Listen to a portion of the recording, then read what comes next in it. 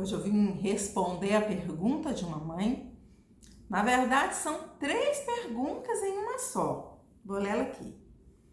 Como interromper um ciclo de brigas numa família em que só a briga e a palmada resolvem conflitos? Como argumentar sem ser hipócrita?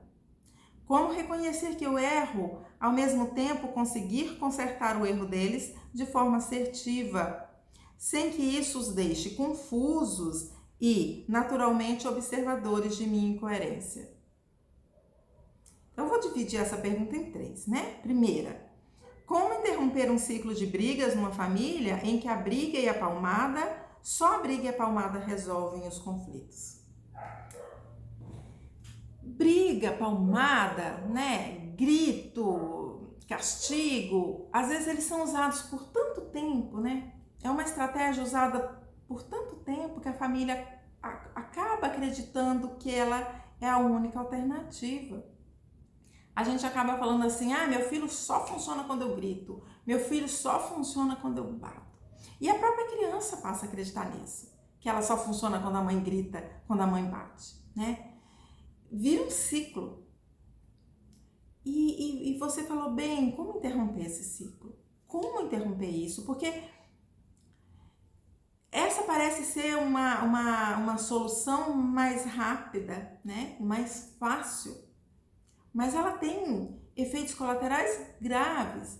Eu costumo comparar bater, gritar a esses remédios que a gente toma, mas que não faz efeito a longo prazo, muito pelo contrário, a longo prazo traz efeitos colaterais graves, né? Você tá com uma dor e aí você vai tomar remédio, a dor passa, mas depois ela volta, depois ela passa, ela volta cada vez mais forte, porque você não está tratando a causa da dor. Imagina, se você está acostumada a resolver conflitos na sua família, batendo, imagina quando essa criança se tornar adolescente e você não puder mais bater. Como é que você vai resolver os conflitos com este adolescente? Não é? Como interromper esse ciclo? É preciso interromper, né? Como? Primeira coisa, entendendo que existe sim alternativa. Existe sim alternativa ao grito e à palmada. E encontrar quais são essas alternativas e colocar isso no lugar.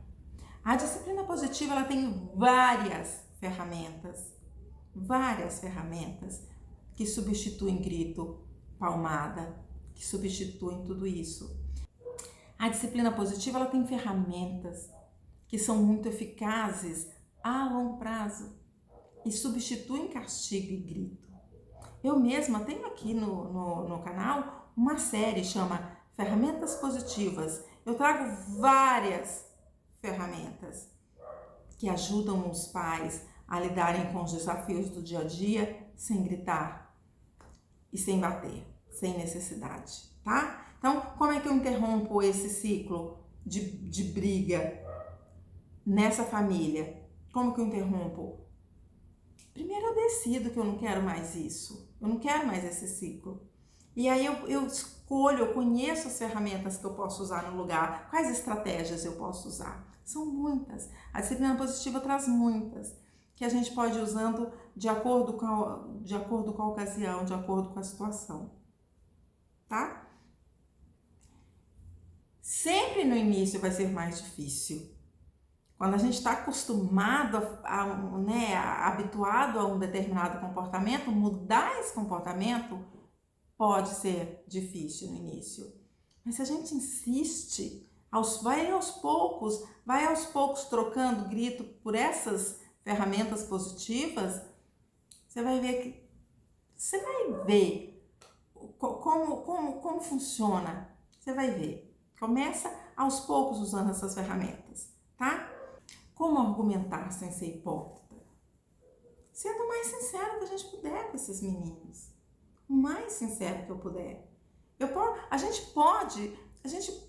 pode abandonar essa história de ter que usar artimanhas para convencer os filhos a fazer o que a gente quer, contar história, mentir, inventar historinha. A gente pode ser sincera com esses filhos. Terceiro, como reconhecer que eu erro, ao mesmo tempo consertar o erro deles de forma assertiva, sem que os deixe confusos e naturalmente observadores de minha incoerência. Isso vai depender muito da forma como eu encaro os erros.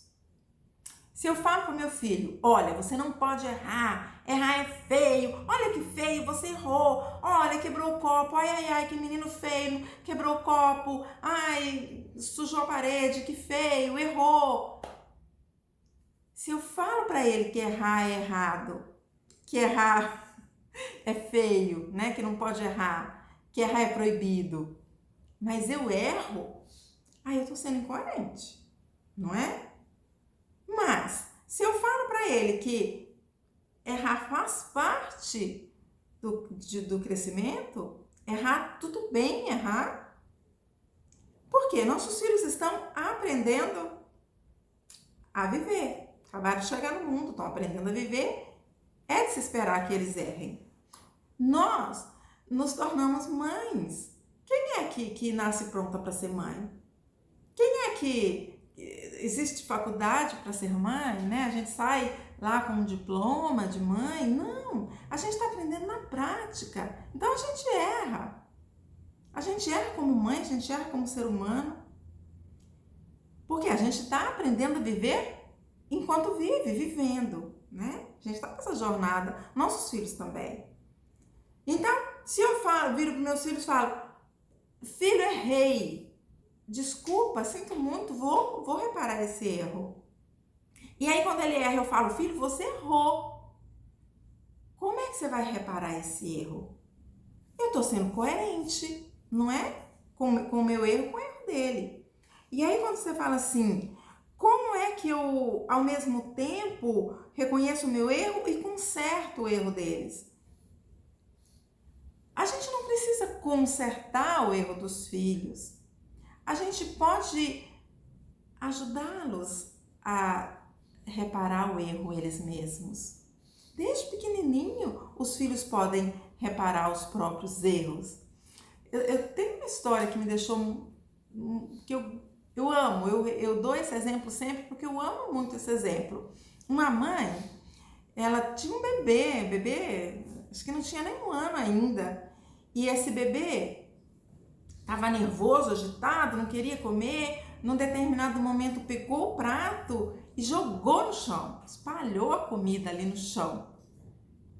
E a mãe olhou para ele e falou, olha, você jogou a comida no chão, você sujou o chão está sujo. O que nós vamos fazer agora? Tirou ele do cadeirão, pôs no chão e falou, e agora? O chão está sujo, o que nós vamos fazer? E aí disse que o bebê tinha 1 ano mais ou menos, acho que tinha acabado de aprender a andar, em pezinho, olhando para aquela sujeira, falou assim, vamos limpar, mamãe? Vamos limpar? Aí ela falou assim, tá, você me ajuda a limpar?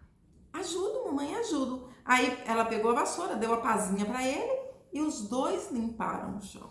Esse bebê tinha 1 ano. Olha essa lição que essa mãe ensinou para esse bebê.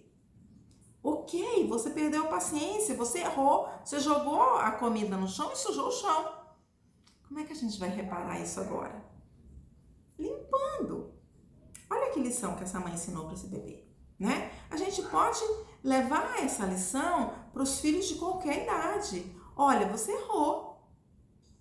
E agora, como é que você vai reparar esse erro? Dependendo da idade do filho, a gente ajuda. Quanto menorzinho ele for, a gente ajuda. Ele vai lá, ele faz junto com a gente faz junto com ele, a gente limpa junto com ele. E à medida que ele vai crescendo, ele pode corrigir sozinho, né? Dependendo do caso, a gente ajuda, mas determinadas coisas ele pode fazer sozinho, certo? Então é isso. Conhece, eu te convido a conhecer as ferramentas da disciplina positiva. Elas são uma opção, a disciplina positiva é uma opção aos castigos, aos gritos, às palmadas. Eu te convido a pensar sobre eu não sei em que contexto, né? Como eu disse antes, você me perguntou como argumentar sem ser hipócrita, mas pensar numa forma de ser o mais verdadeira possível com os filhos, mais sincera possível, tá? E te convido a pensar sobre os erros. Como é que você tem lidado com os erros? Você se cobra muito quando erra? Cobra muito dos filhos quando eles erram? Repensa isso. Erros, isso é uma ferramenta da disciplina positiva. Erros são excelentes oportunidades para crescimento, para aprendizado. Errei? Oba! O que eu vou aprender com isso? Como eu vou corrigir isso? Tá bom?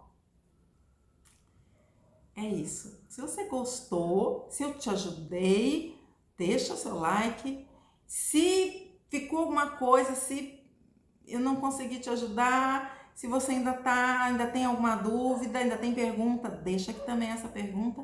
Eu vou adorar responder. Vou ter o maior prazer em responder, tá? Um forte abraço. Até!